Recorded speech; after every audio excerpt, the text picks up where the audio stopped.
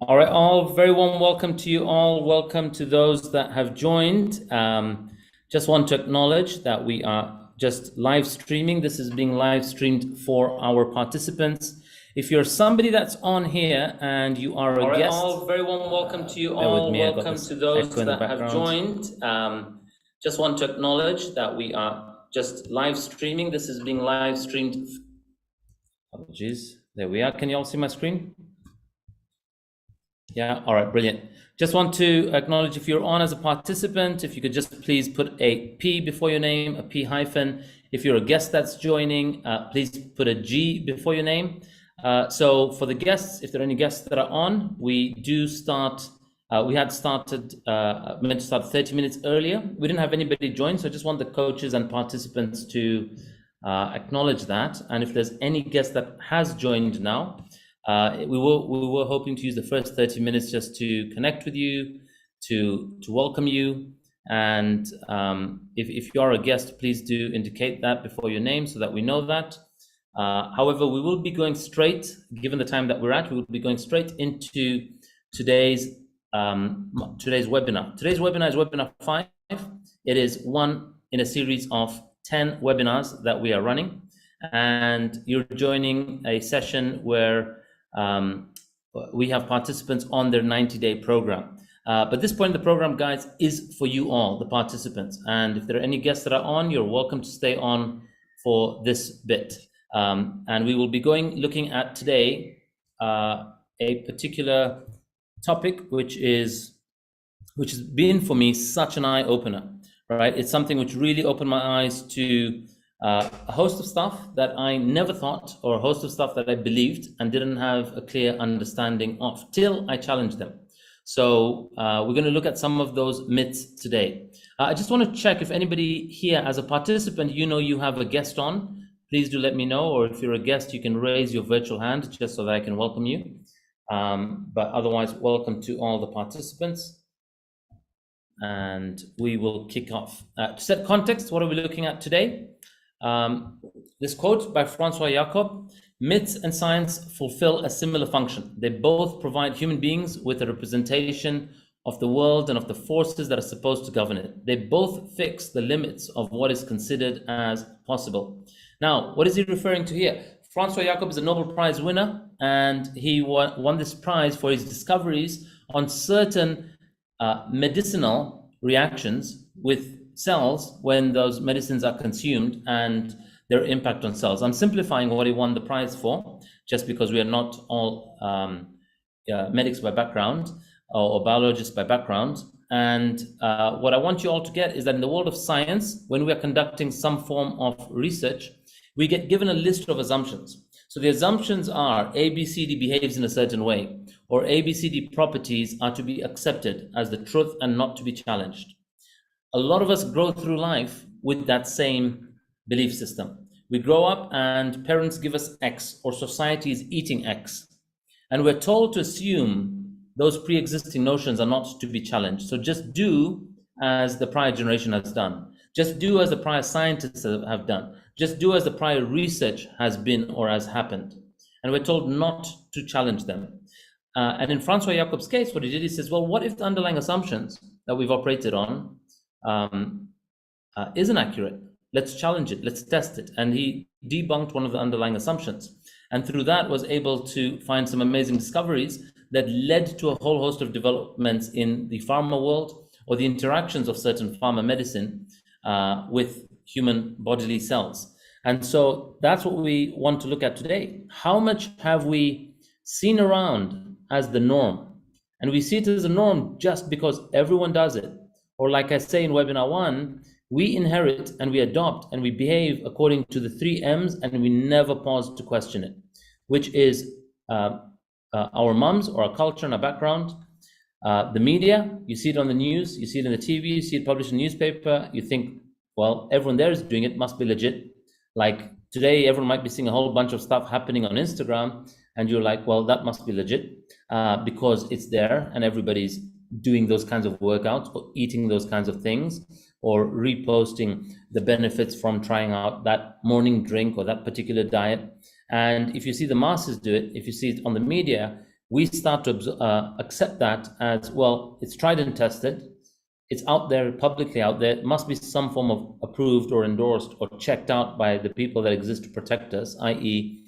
the governments or the regulators, but not necessarily so. Not necessarily so. Till we question it, till we challenge it, till we test it, until we digest what that particular is. So today we're going to look at some of those myths that exist. And when I found out some of these that I believed, and one of our assignments from the last webinar was, what are those pre-existing notions you have? What are those existing myths you believe? What are those grandmother tales that you have around food, around exercise, or around you and your body? I'd love for you to think of them, and in a moment I'm going to ask you to share them or type them in the chat. But before we do, of course, I would love somebody to read out today's objective. Please do read this out, and please do share what of these objectives have you begun to fulfill upon. I really want you guys to get that you're working on this underlying relationship to food, exercise, and yourself, and each of these objectives. Amir, go for it. So read it out, and then please do share from one of them. Which one have you begun to fulfill upon, or you're discovering? FITBANKER, Life Transforming Series. Welcome to life. Objective. At the end of this challenge, I will be someone who, number one, has altered my relationship to food, exercise, and myself. Number two, understand the real role of my body, mind, and intellect.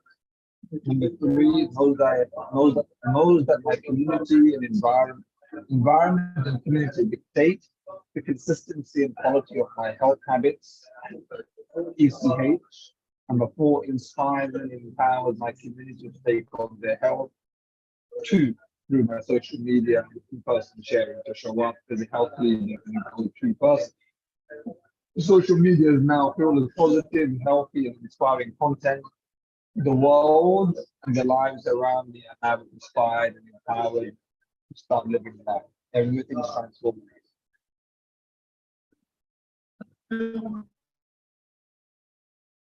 Awesome, Amir. So what of these objectives are beginning to show up for you? Which of these have you already fulfilled upon, or you're realizing something in any one of them? I think number one, there's definitely been a shift in the last few days, especially since pushing the weights, like really to the point of exertion. Like there's been a real clarity about what to eat, what not to eat, and not even being drawn to some of the things that I smashed my fat intake and carb intake in the week before. And it's so easy. And literally awareness, look, I've got this bar, which I didn't realize this came, this is the highest protein, and I can have this bar 3 times, one bar in 3 shots. And I can have actually food that is all nourishing, it's tasty, it's lovely, that you guys would pay me $12.99 a meal for, and it's great, and there's no fat in it, right? And I can see just the impact of it in terms of when I work out, and what I was doing. I've been cycling fatigue. I've been badminton yesterday for an hour and a half after I spoke to you, Ronnie, right? And I was tired, but it was a different ballgame. There's a different relationship. So there's that, and even myself, there's something about I am not my body, right? But I do relate to my body as myself. But at the same time, I'm questioning why I eat what I eat. What does it scare? I'm looking at my body's looking good. I'm also thinking about giving it away to other people. Registered Elizabeth Galloway, a 75-year-old friend, on this week, right? Last Friday. Yeah, over the 2-week break for sure. Yeah. Yeah, and also one of the things that I saw today is I was gonna go to produce a result and start calling people last minute to invite them to the introduction. But I can't turn up to today's masterclass with that. I guess I'm gonna look bad, right? but that wasn't really an authentic interest in people's well-being. Really getting interested. What are they dealing with? What's going on? And I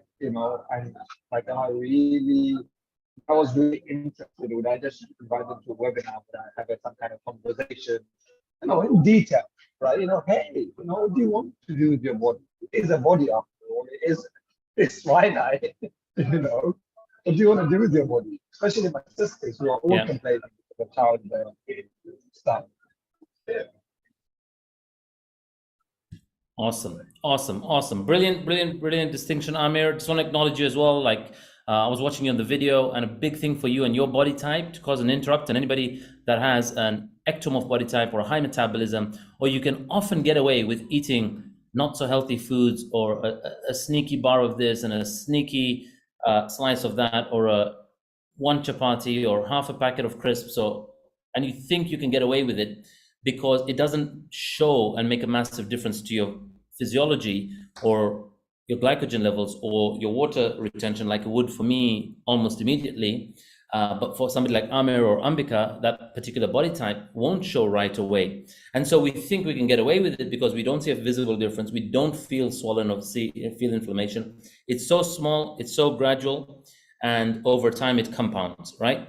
But the moment you cut that out, you immediately see also how your body responds the other way, how it leans up. And what's key for them is to do heavy weight training. And just want to acknowledge you were doing 22 kg dumbbells yesterday. I had a call with Amir, and I saw that. And I was doing our upper body workout yesterday, which was 20 kg dumbbells at my end, which is the heaviest I have at the moment at home, and that was pretty intense. So the fact that you're pushing yourself, and I've trained with you before, so I know how much you've gone up, which is awesome. And your body will respond when you subject it to that interrupt level. Like, you can't be subjecting it to the same old weight, form, and number of reps that you're used to doing. But the moment you interrupt things like just the rest time, even between sets, or the weight you're lifting, or the reps you're doing, your body will respond to what you're subjected to. So brilliant that you distinguished that, and well done on signing up Elizabeth. This is a 74 turning 75-year-old lady who's joined our February program. And I invite all of you to look around you. Who are those people in your life, in our community, where they could really do with understanding how to optimize their lifestyle, or just to discover? And we have a masterclass for them to discover that this Thursday. Today was an opportunity for guests to be on. I don't know if we have any guests on. I think not, but if we do, the first 30 minutes was really to share this with them. And we had created a game to see, which team will have the most guests. So I really want to acknowledge that if we haven't had, or people haven't shown up, and I do know a number of you did invite, and there were people who registered, but something was missing that hasn't had them show up on time, right?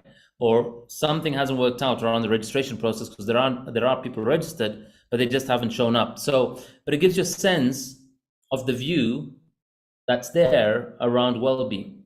And in the world of the ordinary, it's not something to prioritize, diarize, make sure you show up to. But that's where you, as a leader who's discovered something that, wow, in 6 weeks, this is what has happened to my physique. Like, you can go out of your way to say, put that in your diary, I'm calling you, I'm adding a reminder to get you on 5 minutes before. And next week, webinar 6 is an opportunity for you to really stand for that other life. Like, be committed to being the pattern interrupt somebody else's life. Over the last 2 weeks, we had our pattern interrupt week, and we had our trek and treat. In the UK, we've had our largest trek ever. I believe there were 91 lives on that particular trek, which is simply amazing. I think there was a 6-month-old baby and up to an 83-year-old on that particular trek, which was awesome to see that was created. So big kudos to the trek leaders team. We had over 100 people registered, and of which there were 91 that showed up there. So real big kudos to those of you that are inspiring people to get in action, get outdoors in nature, and amongst healthy, inspiring, empowering community. If you're somebody that didn't try the 100th training plan, it's such a fun week. So if you didn't do it, please do catch up on the live videos from last week. Please take note of the dates. So we're talking of February 6th onwards. All those live workouts that we did were phenomenal last week, especially the ones I did. I was doing the hundreds. I'm not sure whether all the other instructors were able to incorporate that into the nature of their workouts. But if they did, and if you did it on your own, well done to you. If you did it on your own and you want to share something about it, like how it was or what you discovered, please do type in the chat, and I'll definitely read that out later or in a moment. At this point in the program, we're in month 2. And if we have been and followed routine consistently for 4 weeks or 5 weeks of the program, you have to shake something up. Otherwise, it's very easy to get into plateau, or the rate of response of our body and our metabolism won't be the same as when you shock it at the start. That's why we have a pattern interrupt week, but also you want to start to change your macros. Some of you, we've already altered your macros. So you would have started with 30% protein and 40% carbs. And at this point in the program, if one of your goals is fat loss, you want to increase the protein now to about 40%, drop the carbs to about 30%. So for some of you, we might have done that already by week 2 on the program, if you joined on a surgery, and I got a sense of your body fat percentage. And if your body fat percentage, for anybody that's on this call, if your body fat percentage is outside optimal, at this point in the challenge, you want your protein to be 40 or 45 or even 50%, depending on your overall calories and how over the optimal fat percentage range your current body fat percentage is. And we want to reduce the carb because that will be the biggest contributor to inhibiting tapping into fat loss. The third point of the assignment was to look at myths that exist around food labeling or grandmother's tales. Like growing up, and any that you have, guys, you can start typing them out into the chat. I want to read them out. But growing up, we were told you don't move, you don't run, you don't exercise after a meal, because as kids, when we did that, or even as babies, obviously babies, if you immediately shake them up and move them after a meal, they might throw up the milk that they had. Or I don't know where it came from, but that was a statement made by my mom. I know one of my brothers playing in the heat, in the sub-Saharan heat here in Africa, 30 degrees, would get headaches, would get nosebleeds, might throw up. And this rule was created, not really a rule, but mom was like, nobody's going to run and do exercise after. You need to wait an hour and a half or 2 hours, let the food digest, then only can you go out and play. And so we took it as a biological law or rule of the human body, which is not true, right? But it was somebody coming from a place of care and caution, or maybe an unwillingness to deal with a sick child or a mess, would say something like that inadvertently. But as a kid, you consider it as a rule because it's come from an authority, i.e. mom, media, or masses. And so what are some of the myths you were told growing up? What have you been told? Eat this because it's good for that. You know, don't have this with this because that will happen. Or you should or you shouldn't do this. What are the shoulds you grew up being told about certain foods? Or this food is good in X. Now, you don't need to know right now whether it's true or false. You just need to know that you were told it and you believed it without questioning it. So what is something you were told as a grandmother tale? So Sapna's got a great one. Mesh desi ghee paratha, also called churi, is good for throat, cold, fever. All right, awesome. And today, when we have that, if you actually look at the research, if it creates a blood sugar spike, and that blood sugar goes over a certain threshold, there is an inflammatory response in the body, which is tantamount to, equivalent to, our immune system is compromised. And that can be compromised at a certain level for up to 6 hours after what we've consumed. Now, we'll all have a different rate of blood sugar response based on our metabolism and based on the glycemic index and glycemic load of what we've consumed. But that's actually what happens when we have something sugary. And so you're even seeing now a lot of things like cough syrups and a lot of medicines for kids growing up were loaded with sugar, right? And they're meant to sort of deal with, let's solve this headache or fever. But then the sugar load also compromises your immune system for up to 6 hours. And so now you're getting a lot of sugar-free versions that are coming on the market, which has come from the scientific awareness. Ghee and khichdi are supposedly the best meal. Sunday mornings, all Gujis eat gatia. Absolutely. That was happening in our house. That was like a DNA test. If you dunked your ghee in your chai, for those of you that aren't familiar, this is like a fried savory snack that are like little stick-like crispy things that we add into our tea, or you have it alongside your tea. Ghee is required for your joints. Again, very interesting point in that we tend to relate to ghee as some form of grease, and we think when you consume it in your stomach, it goes right around your joints. There may be some benefit or truth to some of the nutritional elements of ghee, but there isn't something that's in ghee that is unique or specific to it, which of value add we can't get from another source, right? But the way the mind works is if that has that ingredient, we think only that good ingredient is going to come and work on us. We disregard the unnecessary or devaluing macros that are in there. 2 roti, curry dal, rice, plus a glass of buttermilk is a balanced diet. Yep, so many such beliefs.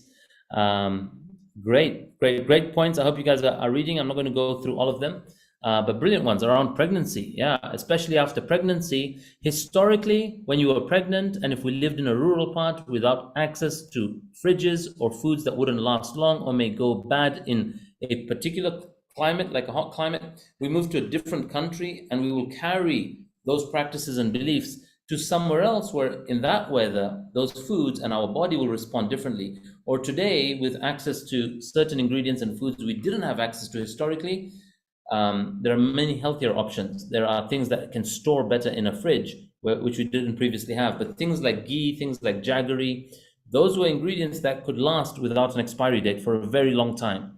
And so we tended to eat some of those that were available because socioeconomically we could afford them. Socioeconomically, they could last long. They would give you a short-term supply of energy, but more of it doesn't equal more energy. More of it doesn't mean it's equally spread. More of it might create a blood sugar spike and an inflammatory response. And I think many lifestyle disease actually can begin in the womb. It can begin at the fetus level because the fetus is being conditioned to respond or react to a surge in something that a mom is having. The placenta will transmit, or the placenta will provide the similar nutrients to the baby that's growing. Charles, Guinness is good for women and 7-Up is... This is amazing. All right, amazing. You'll have to tell me those stories later, Charles. Brilliant. Okay, weekends are for rest and letting loose. Amazing, brilliant. You look at how we correlate time with certain activities. Okay, then it was key for us to calculate our HR so we know when we're triggering thermogenesis. Now, what is a myth? We hear of a myth as a folklore, a tale, a historic story of legend. But the myth we want to look at today is that a widely held but false belief or idea. Like if all of us believe one thing, if we all agreed to believe radio waves are bad for you, or microwaves are bad for you, or microwaves are not harmful, if majority agree on it, we think it must be right, just because there's consensus. It doesn't necessarily mean it's true.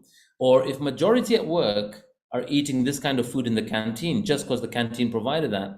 And there was a time we were invited to speak at schools in the UK.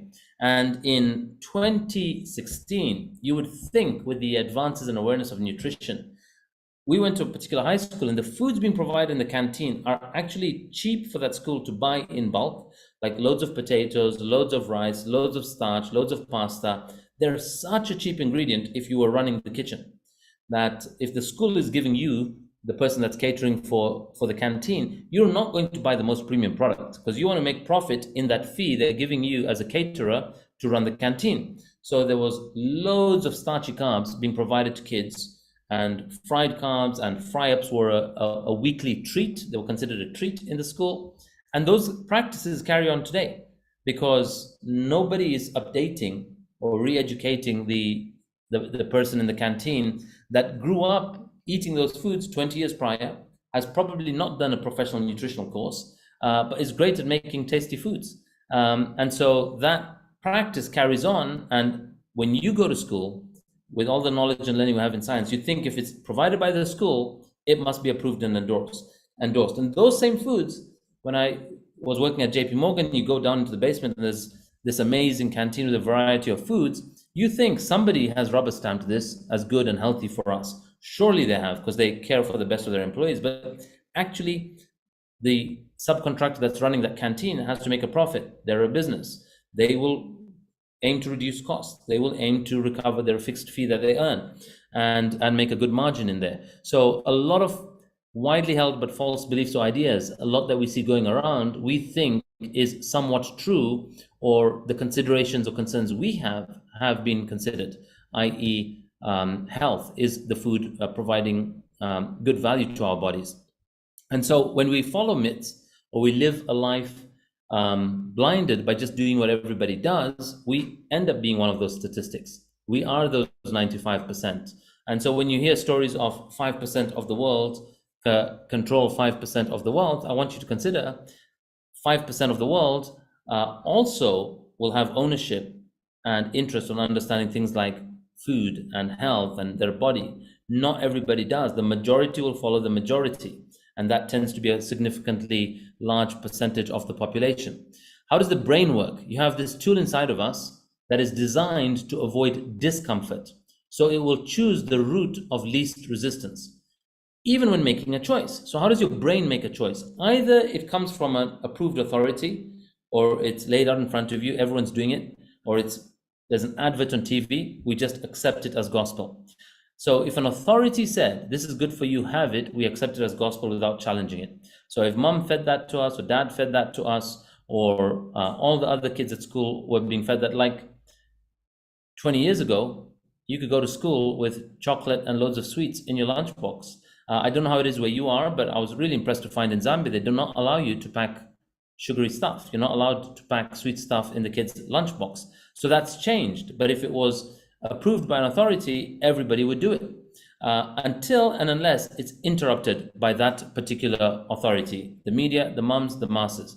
Second thing that the brain does, the brain is kind of an extremist, which means it polarizes. It goes from one extreme to the other, right? So something is either good, and if it's not good, then it has to be categorized as bad. Something is true, and if it's not true, it's false. But if it's not false, then it should be true. And it's because we grow up thinking in binary terms, on and off, hot or cold, good or bad, black or white. And when it comes to things like rice or sugar or bread, white or brown, we think that those are the only two options. And so we think one is good and one is bad. What if they're not? What if they're both bad? What if they're both good? We don't pause to question. We polarize between the two. So we go from A or B, and without considering that there are alternate options out there. Amir, is it a question? I'm just mindful of the time. Is it? Well, you say about the stuff that you said, right? Yeah. Like I treat it kind of, my brain treats it as gospel. I don't question. Awesome. But I am finding that if I actually look at it for myself, I can own it. Yeah. But I do, like, just for myself to take something on, I can use you as a reference point. That works, right? That's workable because we kind of have, you're not gonna provide, misleading data just to, say something. You check stuff out, right? Yeah. Well, this is the thing. We say it as well in webinar 1 and webinar 2. The way to learn and the way to participate in the program is to not blindly believe what we say. We want you to understand the underlying science. One of the distinctions about this program, if you're telling people what the FITBANKER challenge is we're not just giving you a meal plan and training program and say, do this without explaining why. If you don't understand the underlying science, it's not sustainable. The moment you've got a grasp of the underlying science, like it's obvious that thing causes inflammation for 6 hours. And if you want to test it, you can go to the extent of getting a CGM, a continuous glucose monitor, and actually see the impact that it has on you and how long does it have elevated blood sugar, right? Then you will be like, that's exactly why I'm not going to have that slice of bread with X, right? Or that's why I'm not going to have whatever's made out of that particular flour, and I'm going to go for an alternate because I've seen it behaves differently in me. And so that's why we want you to question it. Even for today's webinar, what we're asking you to do, firstly, is believe or accept what we're sharing with you till we get to the last slide. And there's a beautiful quote I'd love to share with you along those lines. So thanks for raising that, Amir. And the thing is, yes, we want you to ensure you understand why we're saying something. And if you don't understand the why, question it. So ask on our Q&As and our surgeries. Then the next thing our brain does is we've got this lazy brain effect. which is it's just making binary decisions, left or right, in or out, good or bad. It's a decision fatigue trap. Decision fatigue is the brain doesn't want to get tired in over-analyzing and thinking. It is actually the decision fatigue is the source of procrastination. And to kill off procrastination, what we do is sometimes we just make an impulsive choice. And we do that especially around any of the sensual pleasures. So when it comes to an opportunity to have a sip of alcohol, or an opportunity to get with somebody, an opportunity to consume certain food, we will make a very quick in or out decision. We won't go through a lot of analysis when it comes to essential pleasure. So when it comes to food, if we read a label like organic or vegan or locally sourced or fair trade, and in our mind we've collapsed that word with good, we will go for it and consume it. Now, something like locally sourced is a term created during recessions to support the local economy. It's got nothing to do with your well-being. Something that's low fat might be low fat, but that doesn't necessarily mean it's high sugar. It's low sugar too, or that it doesn't have high sugar, not be value add for you. Something like sugar itself doesn't necessarily mean it's good for you, right? Which are organic and vegan, and doesn't necessarily mean it's good. But the brain sees the label organic or sees the label vegan and will say, I can have this. How about things that are that we process or think as bad? We read about a particular ingredient, or we hear about a particular myth around this machinery or that equipment or that medical procedure linked to cancer, and we just avoid it. We completely avoid it. We don't want to test it. We don't experiment. We'll just be fear-based across that particular thing. Or you read an article called "Too much protein is bad for you," or there's an article talking about supplements, and the person presenting that news piece themselves don't know what a supplement is as distinct from medication, or what are the ingredients, or how do you read a food label, and they will give something a bad rep or a bad name, and then we will just adopt it because the media reported it and we'll polarize against it. Or something contains aspartame, and we read a lot of bad stuff about aspartame, but we're not clear at what amount or what frequency or how much does actually have harm to you, or does it not? And has there been any research on it? And in many cases, in this particular one, for this particular ingredient, there hasn't actually been. There's been a lot of hearsay around it.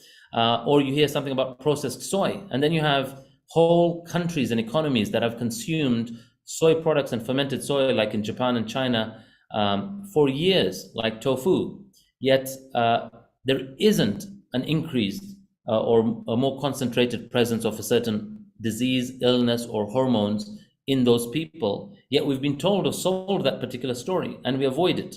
And some of these stories are propagated by industries that might try to want to survive, and they think this new product, this new innovation, this new alternative might wipe us out. And so part of their marketing is also a defense type of marketing, to smear or put something against the possible next threat that might eliminate them. And the cost and impact of operating with your brain that way is you are going through life making suboptimal decisions. You're not doing the work to go down to the detail and actually discover what is the truth behind it. So we might say jaggery is a good source of magnesium and minerals.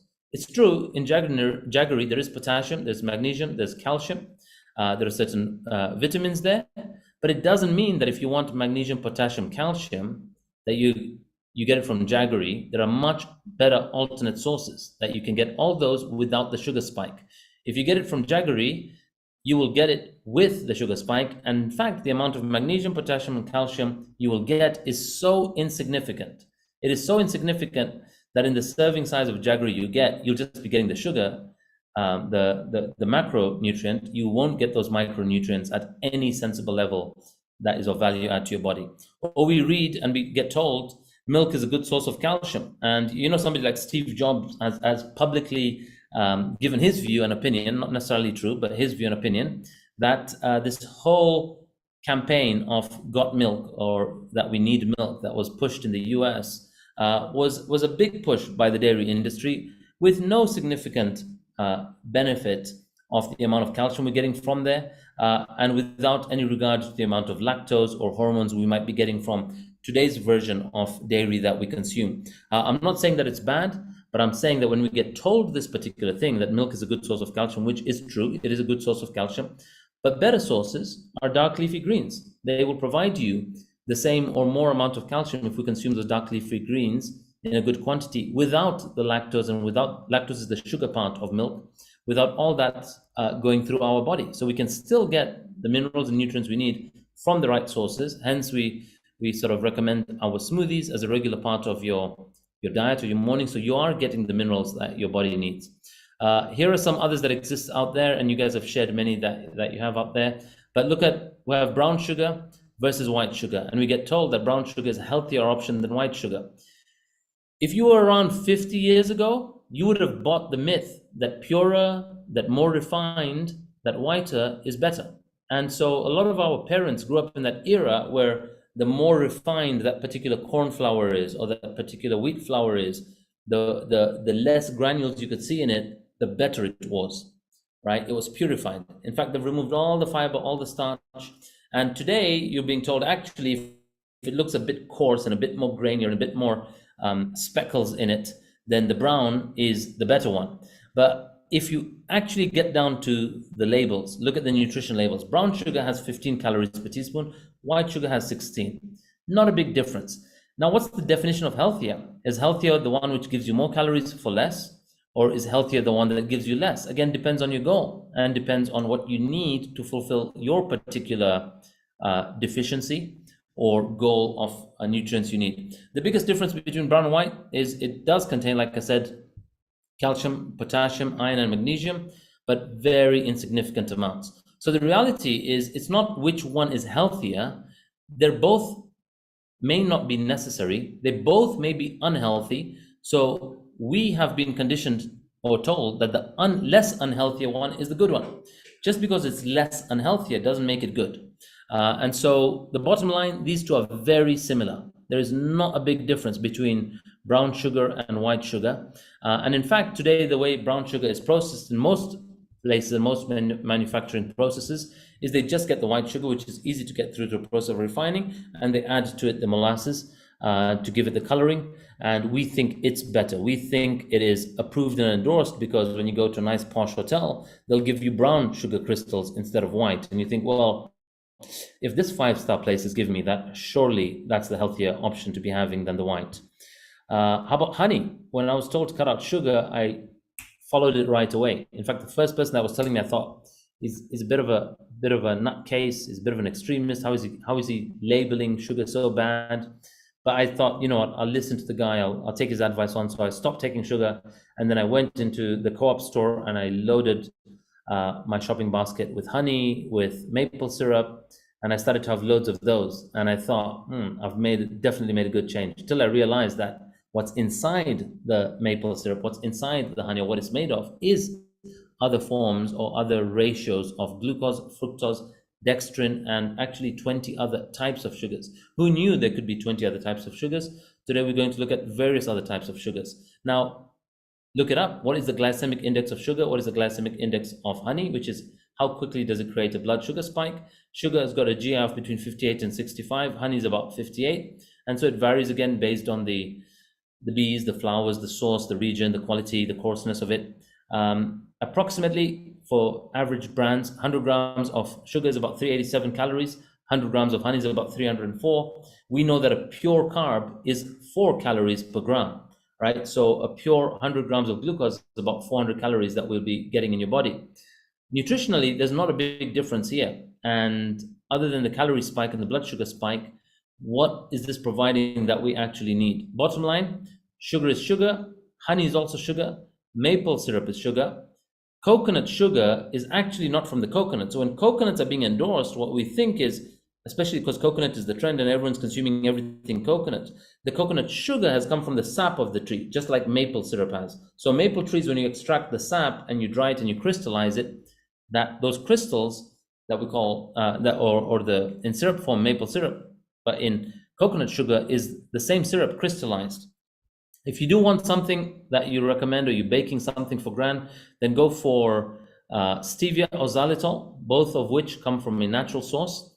Sucralose is not from a natural source, but it is 0 calorie. So those are options that are 0 calorie, especially if you're on a fat loss agenda, you want to avoid the calories, right? So these are options that you can go for if you do need the sweetness. and they won't create that blood sugar spike. I mean, if you don't mind, I just want to zoom through the myths, and then we'll take questions. I'm happy to come back to a slide if we need to.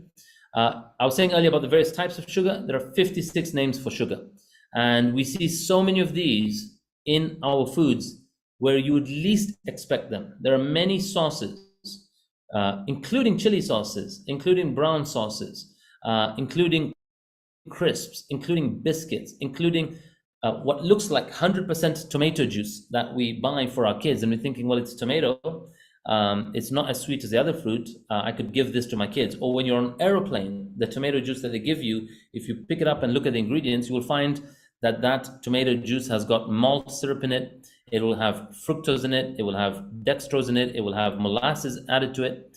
And those are all forms, especially on the airplane, start to look at and question some of these. Or we see something which says sweetened with carob. And we're getting a lot of cafes now that are having certain flavors in certain times of the year, in winter, in around Halloween. You're getting a lot of these flavored syrups being added to coffees, and they will have many of these sweeteners that will say no added sugar, so sugar-free. But they will have one of these names, which also, when it goes through the walls of your stomach, converts directly to blood glucose, i.e. they are also a form of sugar.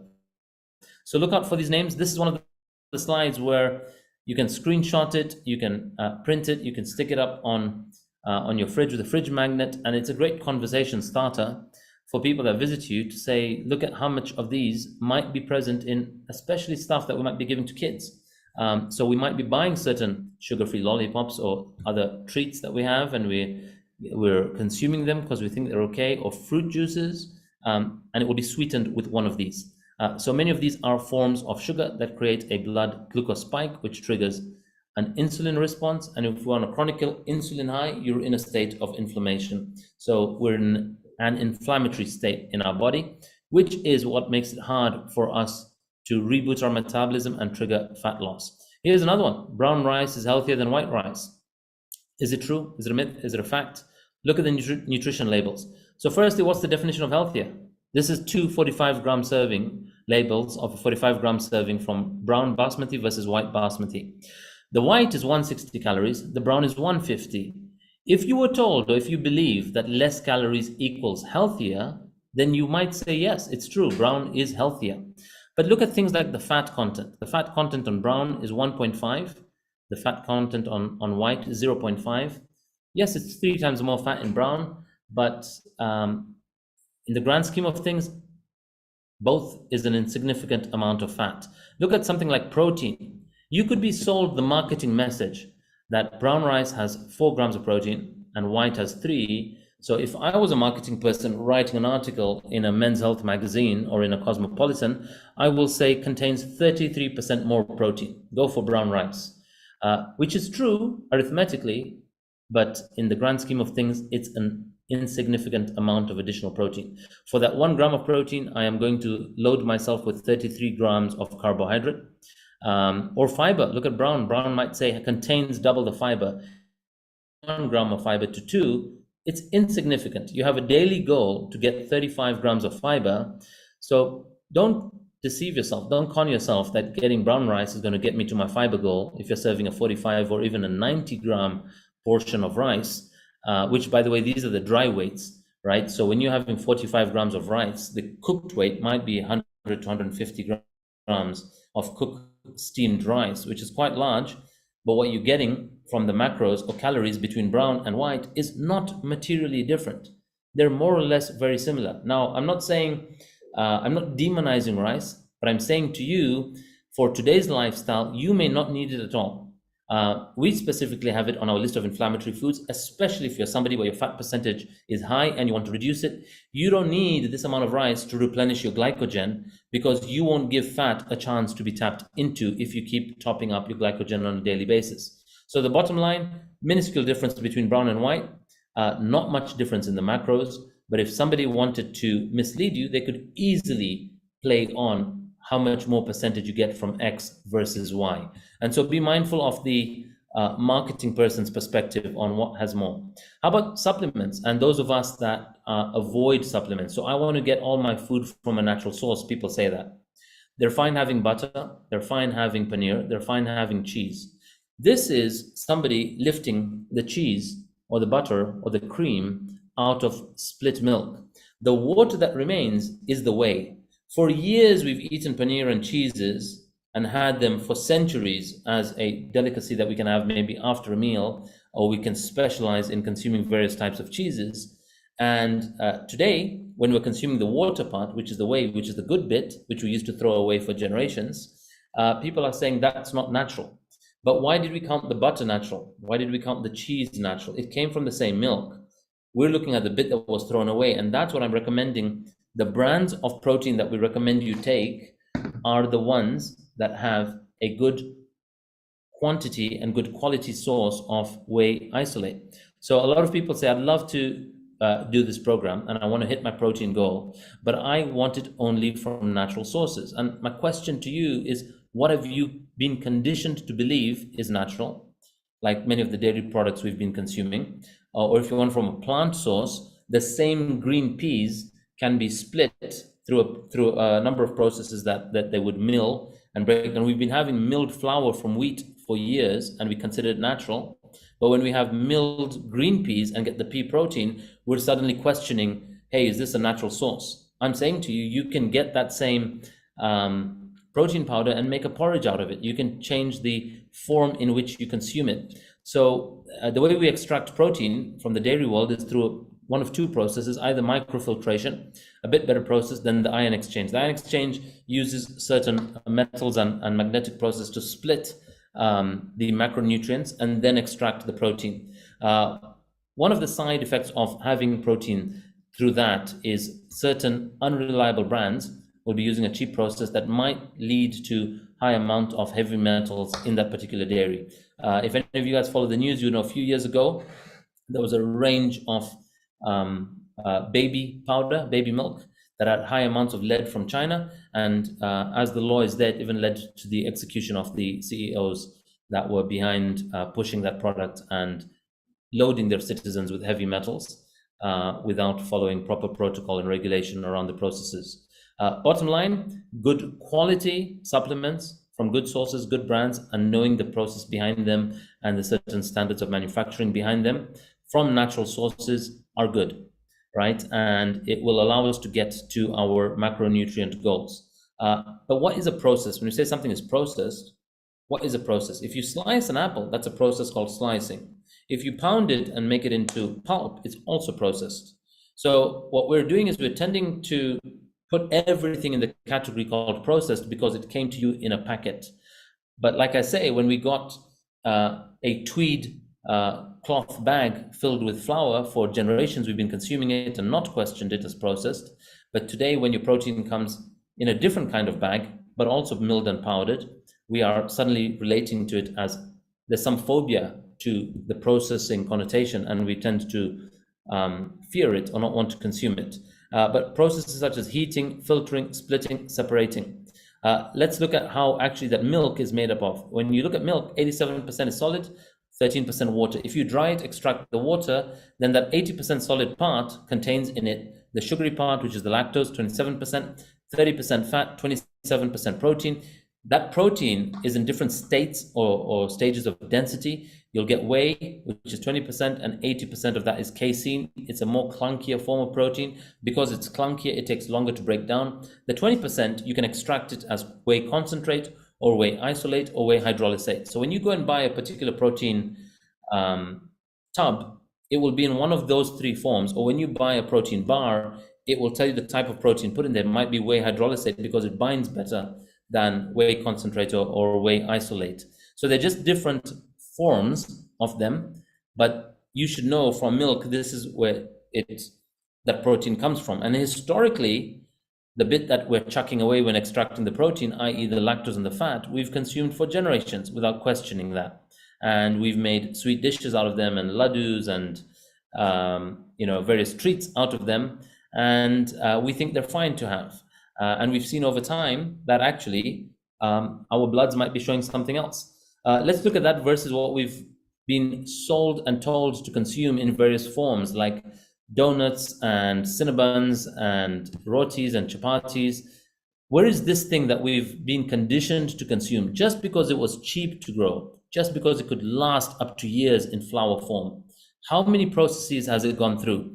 If you look at that piece of bread that smells fresh from the bakery when you're walking past and you're smelling melting butter and you think that equals fresh bread, that bread was last alive probably 2 years ago. And that grass, that wheat that was milled, designed predominantly for animal consumption, because animals like cows and pigs have 4 stomachs. They would consume it. It goes through a certain process. They too can't digest it right away. And they may puke it out and then reconsume it, or it might go through different stomachs for different stages of breakdown that us humans don't have, but we've been consuming it anyway. And it goes through 20 to 30 different processes before it ends up. It goes through being dried, being shipped, being sorted, being filtered, being graded, going through a separator, an aspirator, disc separator, going through a scourer. It gets washed, it gets split by a magnetic separator. It goes through temperature treatment. It gets stored in silos. It gets shipped. It gets bagged. It goes through storms. God knows what it gets exposed to. And then we add water to it, we add a little bit of yeast, we add some butter to it, we add some sugar to it, and we put it in the oven. And when it comes out, we think, that smells like really fresh cake. No, that thing died about 2 years ago. And we're putting it in us and we think it's fresh just because we're getting a certain sensual smell. And so anything made out of most of these flours would be far more processed, but we've not questioned it, than say the dairy protein or even the vegan protein that's extracted. Let's look at oils. Coconut oil versus olive oil. We get told these are both good. Which is good, which is gooder, which is better? Well, let's look at them both, right? So olive oil, we've been told as well, saturated versus unsaturated fats. Saturated fats, we're being told, is bad for you. Now, what's the definition of saturated fats? The definition of saturated fats is at room temperature, it's in solid form. That's the definition of saturated. Now, whose room temperature? If that definition was made in the northern hemisphere or extreme southern hemisphere where it's cold, coconut oil will exist always in solid state. If you are in a tropical region where coconut oil has been consumed for millennia, right? It was mostly often in liquid form in those high tropical climates where they make and have been consuming a lot of coconut oil products for a long time, but they haven't had a lot of cardiac health issues consuming that coconut oil. It would be consumed in those regions and mostly available in a liquid form, in unsaturated form. But because coconut oil is 91% saturated, many still consider it not to be healthy. I do recommend coconut oil in moderation nonetheless, but saturated means it will not be easily broken down and distributed through your blood and may contribute and will contribute to deteriorating cardiac health. But let's look at them both in detail. Both of them are very good at giving you a surge in energy without the blood sugar spike. More specifically, coconut oil, because coconut oil has a high amount of MCT, what's called medium chain triglycerides. There are some MCTs in ghee, which is kind of why some people still debate its benefits, but there is also saturated fat, and ghee is a saturated fat, which when not digested and broken down isn't great for our heart health, especially if we're borderline cholesterol and we have a high fat percentage. Adding more to the formula is definitely not going to help you. It won't contribute to the reduction of your existing bodily fat. And then you get MCT oil on its own. MCT oil on its own is probably the best kind of oil that we can consume, not for cooking, but consumed without heating. You can add it to coffee. You can have a teaspoon of it on its own. It will give you a supply of energy. You can have MCT oil as a teaspoon or tablespoon before a workout, and it will give you energy like a carbohydrate without the blood sugar spike. So that's why coconut oil and MCT oils are getting a little bit of popularity. Olive oil, unlike most other oils, has more omega-3 in it than many other oils. Most vegetable oils have no omega-3, and they are high in omega-6, which contribute to poor heart health. And so what's better between coconut and olive oil depends in the form and the way you use it. The moment you heat olive oil, it has a low smoking point. So if you've ever tried to cook with olive oil, you'll find within seconds it will start to smoke. Once it's smoked, you have burnt away its beneficial structure. And so you've lost most of the omega-3. And so it will be no different from any other bad oil. So olive oil is best consumed cold, sprinkled on salads, or heated very briefly, not to reach smoking point. and if you can cook your food in that temperature in that time, then it's okay to use olive oil. Otherwise, coconut oil, which has a high smoking point, so it doesn't lose its chemical composition and structure while your food is getting cooked in it. Even better than that is avocado oil. It's got a smoking point of up to 700 degrees Celsius. So your cooking will not get up to that temperature, but as the avocado oil raises in temperature, it will cook the foods within it. So avocado oil, even canola oil, and coconut oil, those are some of the oils we can use for heating and cooking. Otherwise, olive oil can be used in cold form. And of course, whichever oil you use, deep frying isn't a great idea. If you fry your food and you're going to change the amount of carbon it's there because you're burning it, basically, if you fry there's a saying that Udo Erasmus says, fry your food and you will fry your health. And so it's we want to avoid those, but we can have a light saute if we need it, or a little bit of flavoring, or to heat or break down the structure of certain hard vegetables. How about organic, vegan, vegetarian, right? We grew up being told, because you're vegetarian, our parents would tell us, there's another myth, because you're vegetarian, you are healthier than your mates. In fact, there's some research, because they read an article from the Vegetarian magazine, naturally, which would condemn non-veg. It will say non-veg food gives you 19 different types of diseases. So my mom would tell us that line and we would just believe it. But then, mom, dad, how come we grew up in a family that has diabetes and heart disease and high cholesterol? No one paused to question, how is that happening as vegetarians? Because it doesn't really matter unless you, from a spiritual or philosophical perspective, you have a different view, which you also want to respect and honor. What form that's in. What matters is what are the underlying macronutrients. So you could have something that is organic or inorganic, but you could have the same macronutrients. What it comes down to is what are the macronutrients you need, in what quantities, and what is in excess of what you don't need. So whether you're consuming organic foods or whether it's been modified, genetically modified, or slightly altered based on the farming process, or preservatives or pesticides that have been used there to keep that product last long or grow a certain stage or age or ripen in a certain way, it may not be organic, but if it has the macronutrients you need, that's what will matter. And so you could have something that is organic and vegan, like sugar and crisps, but not necessarily healthy. So just because it says organic or vegan, don't fall into that equals healthier. Of course, when faced with a choice of two foods, both with the macronutrients that you need and serve you, that are functional in nature, going for the less processed one with the less additives will be more beneficial to you than the one that has the undue additives. Here's an example on the left, and we've had many vegans join our program say, well, my food is sorted because I'm vegan, I'm healthy. And I said, well, let's take a look. And if you look at what they consume, they'll be consuming definitely lots of Doritos. They will be really excited, and they share about it on Instagram to say, yay, Hershey's have launched a vegan version, and yay, Oreos are now vegan, and this is now vegan. That doesn't mean it's good for you. A lot of the coffees we consume that are combined with chicory is just a form of glucose.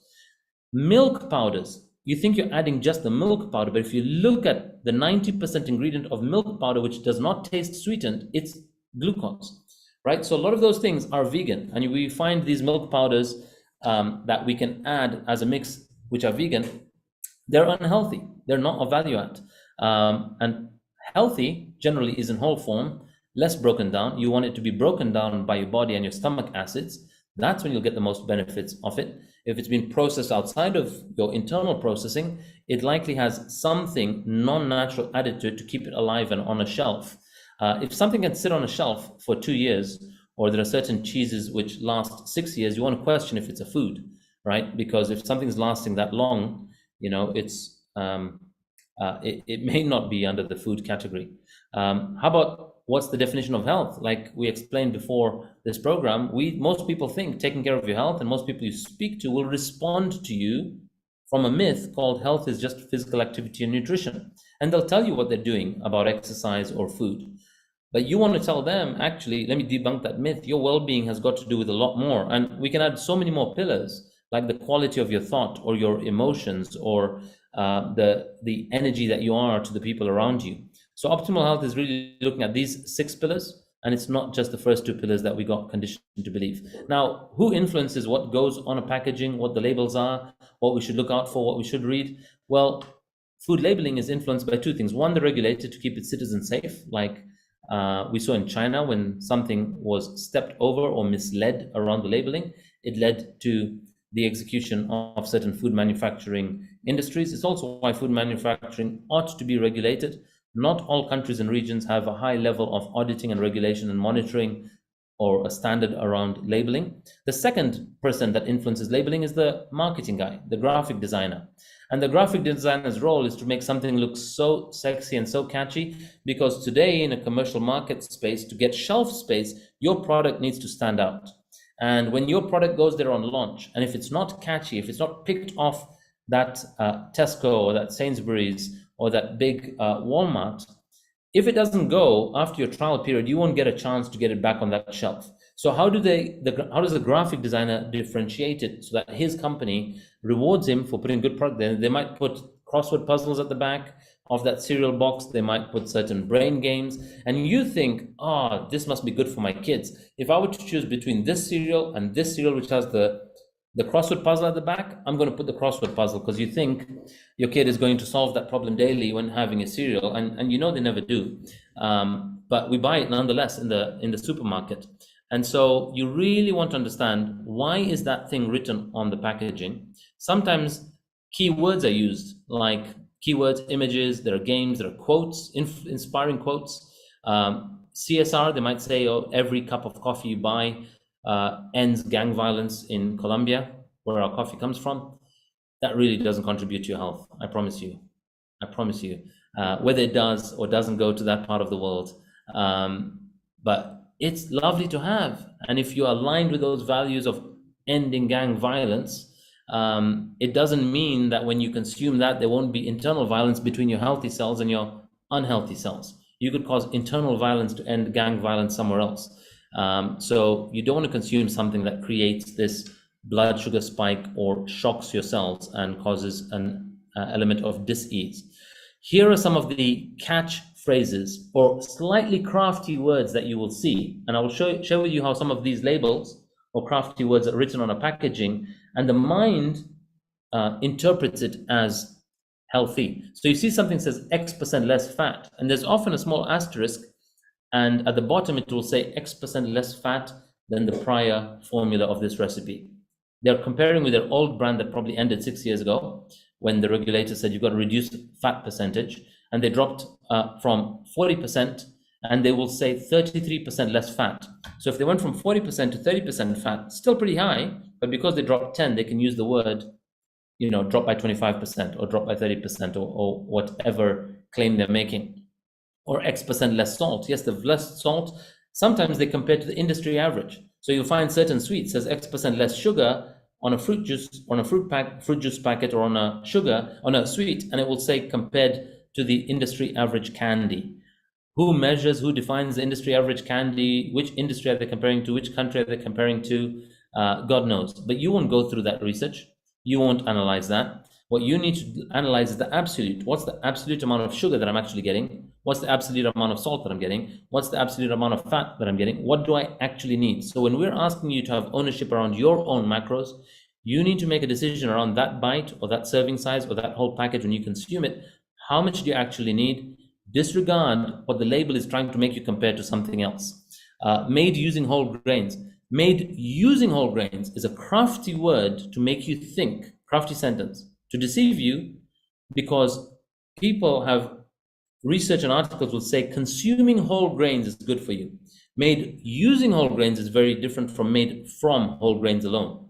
So rye bread or German rye bread has 89% rye. That's a whole grain. So that is beneficial for you compared to wheat flour. But today what you get is you get a wheat flour bread and they add some rye in it. So it's made using whole grains. They've added some whole grains in there and they get to put the label called made using whole grains.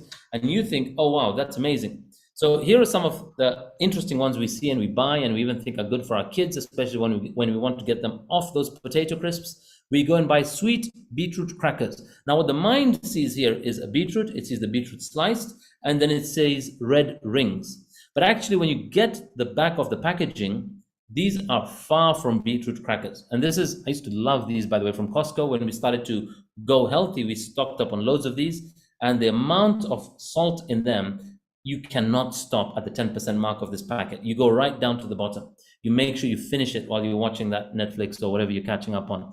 And sweet potato or kale flavor or beetroot, if you look at the main ingredient, the rules around regulation of the ingredient is the ingredient with the highest volume needs to appear first. So stone ground yellow corn. So we moved from potato crisps to corn crisps. They're made out of corn flour. They're a high glycemic index carb. And if you actually look at the amount of carbs on this, per serving size, 28 grams, you're getting 18 grams of carbohydrate. So this is more than 2/3 just carb.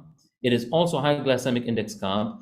There is no vegetable in there, because you need about 3% beetroot it's such a strong dye that it will dye the whole stock into red, and it makes you think it's beetroot. It's far from beetroot, it's far from kale, it's far from sweet potato. These are all corn crisps, and if you thought you moved to these for something healthier than potato crisps, you've fallen into the trap of that amazing food labeling. If you want to know something that is an authentic vegetable, go for something that says 100% veg. This is an actual beetroot crisp, and ideally these are air dried, and because they're air dried, they're not fried, they're not in oil. This is something that you can have. So this is an example of a brand that will be the actual beetroot crisp, and there are a few others now like this that are coming up on the market that are putting the actual vegetable that they show on the packaging. Here's the other one I spoke about. On the left is the proper rye bread. Tastes like cardboard, better for you. The one on the right looks nice and fluffy and cushiony and has about 3 to 5 or 10% rye in there, and they get to label it as Tesco sourdough rye bloomer. What that even means, we don't know, but you buy it thinking that's made out of rye bread. It's predominantly wheat flour in there. So you want to really look out for and be responsible around some of the labeling there. How about things like omega-3? You heard on webinar 5, Ronnie was saying omega-3 is good for you. So you'll go out tomorrow and you'll see a margarine there that says contains omega-3, and you'll buy it. And you'll even see the symbol of British Heart Foundation. You say, I'm going to have that just because it has that symbol. It has the word omega-3. But you don't actually need it. If you have high fat percentage, if you're borderline cholesterol and you have high BP, you don't need the margarine. You want to avoid the margarine. You got enough stores in you that you want to first deplete and break down before you go from any external source. And so a lot of cooking oils, spreads have the label omega-3 on it. It doesn't necessarily mean it is free of the harmful omega-6 that you don't need, and doesn't mean it doesn't have high amounts of saturated fat that devalue your arteries. Things like free-range eggs or locally sourced are terms that come from people aligned with certain ethics or supporting the local economy. Doesn't necessarily mean that it's good for you. Made with real fruit. Majority fruit juices in packets out there are made with real fruit, but they're not made of only fruit and fruit alone. And even when they're made only of fruit alone with no added sugar, they have extracted the fiber and they've extracted a lot of the nutrients. So what you're left with is the coloring and the fruit sugar. It's a concentrated amount of sugar. And with the way most juices are made is they import the cheaper concentrated pulp. Like in the UK, they import it from Spain. They reconstitute it. It's called reconstituted juice by adding water back, and they add sugar to sweeten it.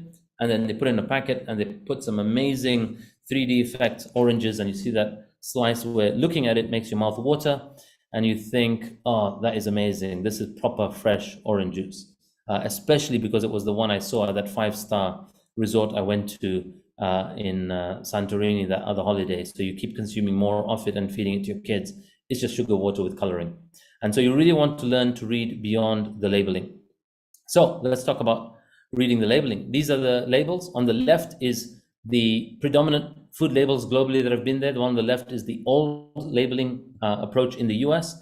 After a lot of pushing and lobby groups, people put pressure to say, we want the number of calories in big bold. But the food manufacturing industry or lobby groups that are backing or representing or defending them are very powerful and influential. So they have agreed to increase a few things like calories 230, like serving size 55 grams, but there are 8 servings in that container is very small and not bolded, so you can't really see it. And we won't stop at the 1 serving. We'll likely consume all 8 servings of those particular crisps or whatever it may be. And so we are seeing the big items, and your brain processes 230, like, okay, I can have 230 in this one meal, but you will probably consume 800 calories at a go, depending on how many serving sizes you go through. So how do you read a food label when you buy something? The first thing I want you to look at is how many calories are there, and how many are in the total portion of what you will consume, not just in the serving size, because most of us don't stop at the serving size. Next, what macros do you need, and how many macros do you need? Again, something completely misleading here that most of you have no idea of and is of no use to you is when you say that here you're getting 5% of your daily value of saturated fat. That means nothing to you. Basically, they're saying in this product, you have 5% of your recommended daily value. What you need to focus on is your MFP and how many grams of fat you need to reach that particular day. This percentage looks so small that, oh, saturated fat is bad, but I'm only getting 5% from this, so it's not that bad, I can have it. That means nothing to you. That only makes a difference based on what else you've consumed during the day. Includes 10 grams added sugars. It's only 20% of your recommended daily value, right? So you think, well, I'm sure having this one snack a day is not bad, but you haven't considered all the rest you've consumed in the day. And what is something we calculate in the FITBANKER challenge, what I call your sugar max. If I don't want to have more than 14 grams of sugar in any one serving at a go, whether through a juice or a drink or a snack or a bar or my food in a plate, I don't want to get any more added to it, even if it's below my number. So you really want to understand, how do you read them? Look at the total calories, look at how many servings there are, calculate the total calories you'll get through there, look at the carbs, look at how many carbs you don't want to go over. So if I'm saying to you, you're 52 kg in weight, you want to lose fat percentage, don't go over 45 grams of carb, and you read 31, you're like, it's under 45, I can have it. No, actually you're going to complete the whole thing and you'll get 62 grams because there are 2 servings in there. So you really want to look at the absolute numbers that are going in you rather than the big figures that are boldened to stick out to you and catch your eye. Ultimately, make your own rules. Don't believe me blindly. Make your own rules. What I do, this is the step process I go through when I buy a package. First, I look at how many calories are there, how many calories per 100 grams, what is the serving size? Is it a 50-gram serving of what I'm about to consume, or is it a 200-gram serving, but I'm only reading what's there per 100 grams? Overall, the quantity I consume, will it give me 400 to 500 calories in one meal or one snack? For me, is considered high, because I know my daily number is about 1, 2, 1, 3, 1, 4, depending on the day and the activities I'm doing. So if one meal alone or one snack alone is giving me 400 to 500 calories, it's immediately an amber or red flag to say, let me see what else is in there, or am I consuming this on its own? If it's somewhere between the 300 to 400 calorie mark, my average meal size is about 300 to 400 calories, so I'll possibly consider it. Then I look at the number of carbs, how much do I need? Is it blowing it? I look at the sugar, is it going to exceed my sugar max? What are the types of carbs? Are they high GI carbs, like cornmeal, like rice flour, like fructose, like glucose? If they are, I likely want to avoid it because it will create a blood sugar spike and trigger my insulin, etc., etc. So I want to really look at what's the source of the underlying ingredients. And then I want to also factor in, which is important to me. Unfortunately, the food regulation industry has not put pressure on respecting religious views. So certain things like pork, beef will not be in bold. So there's so many protein bars today on the market where if you want to avoid beef or pork, the protein that they use is pork or beef collagen, but they're not in bold, right? So it won't be under the allergens or contains XYZ. So majority of the bars that we're consuming, like if you're consuming a Fulfill bar or a Grenade bar, majority of them are using beef or pork collagen or gelatin as the binder and the protein source. And it's a cheap one because it's the bit of the carcass that gets thrown away after the meat's been extracted. And then after stages of processing, it's a gel form that is high in protein that is now used as a binder in your protein bar. Doesn't necessarily mean it is good, because it's not bad because it's not in bold as an allergen to look out for. So, okay, that's a wrap. That is the final bit of today's webinar. We're now going to look at today's assignments. So now that I've only shed light on some myths that are out there. I've shed light on certain tools and practices and red flags or amber flags to look out for. So I invite you for the rest of the program, for the rest of the 5 webinars that are there and the remaining 7+ weeks of the program. Keep distinguishing and catching your myths that you discover on food or exercise, what you believe, and especially what you say about yourself. How many of us in this program say things like, no matter what I try, nothing is shifting for me? The more you say nothing's shifting for you, your mind wants to win. Your mind wants to be right at the end of the day. So it will present to you multiple opportunities to subconsciously self-sabotage your progress. Like you won't go out for that additional 2,000 steps you got to do, or you'll have one more bite of this, which will blow your carb allowance, or you will have a good source of good fats, i.e. nuts, but in a quantity that just reverses your progress. And that's because we keep reaffirming something that's opposing what we can transform, what we can shift. Like for me, for a long period, I'll be saying, I'm not a runner. I've started to say, I am a walker. I can hike, I can walk. And the more I started to say that, the more I would walk. The more I would walk, the further I got.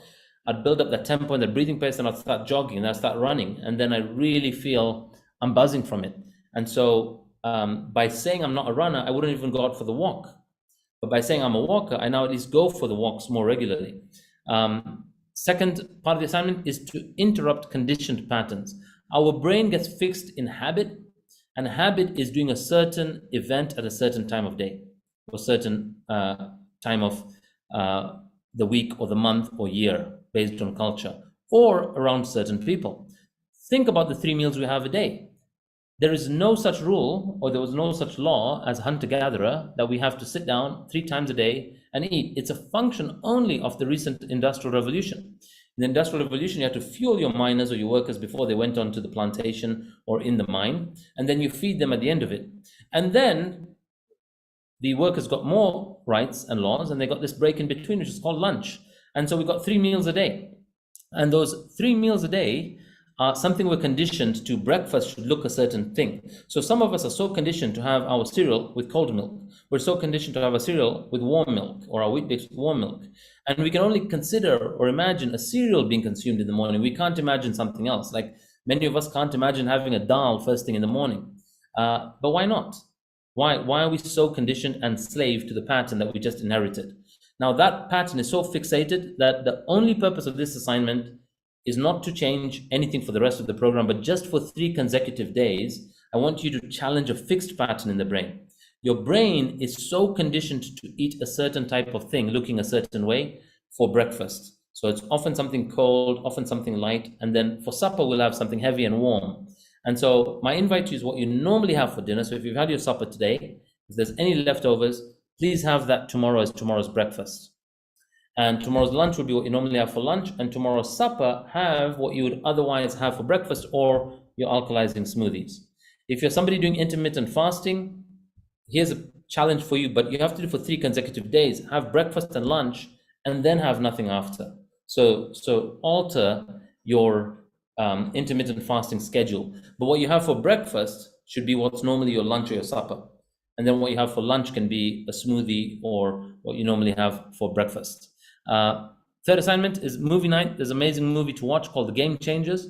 And like we say on this webinar around myths is about really understanding what we believe and to question what we're told. So even though I'm telling you to watch this movie, I want you to watch this movie with a pinch of salt. I want you to question it, do some research on what the claims are made on there. This movie features Arnold Schwarzenegger, and he shares how he was a victim of the drive by the meat industry and was paid to promote eat meat like a man. And he would even say that line in a particular movie where he says, "You punch like a vegetarian." And now he's gone predominantly veg or vegan. He's not completely vegan, and he's not completely veg as well, but he's significantly removed or reduced or avoids meats or red meats in his diet. And he talks about that in this particular movie. Last one is webinar 6. Next week, guys, like I've shared at the start, I really want to acknowledge, team, that we alter when we can alter the community around us. We're a function of it. And if you have people, just like Amir shared, he's had somebody who, just in a conversation, hasn't yet joined the guest event, and it would be great to have her join the masterclass, Amir, this Thursday. He's had Elizabeth sign up straight away to the program. So I invite you guys to bring a guest. It would be great for me to connect with them and know where they came from, where we built a relatedness. So when they're on the February challenge, I have a sense of who's the leader that stood for them.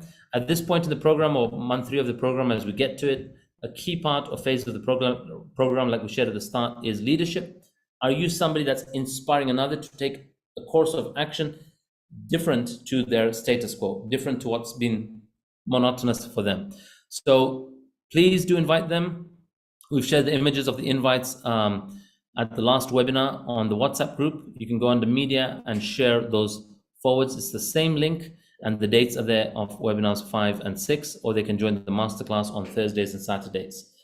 Think about hot showers. So we did cold showers from webinar 3. My invite to you guys is to carry on those cold showers till end of the program, if you aren't already carrying them on, and great things will happen thereafter. This is the link for the masterclass if you want to screenshot this, or the image is already screenshot and shared with you on the chat from the last webinar, and you can forward the same on to your guest, which has the link and the timings and the dates. So the next one is 20th Feb. That's the wrong date actually. It is, apologies, it is that was updated I think on what was shared. It is 21st and it was 14th. I do hope that that wasn't what's misled the guests today, but please do check with your guests that have registered, and I'll update this too. So that's a wrap of webinar 5. We will conclude there, leave you guys with these assignments, and I will take any questions now. I'll just stop the live stream, bear with me.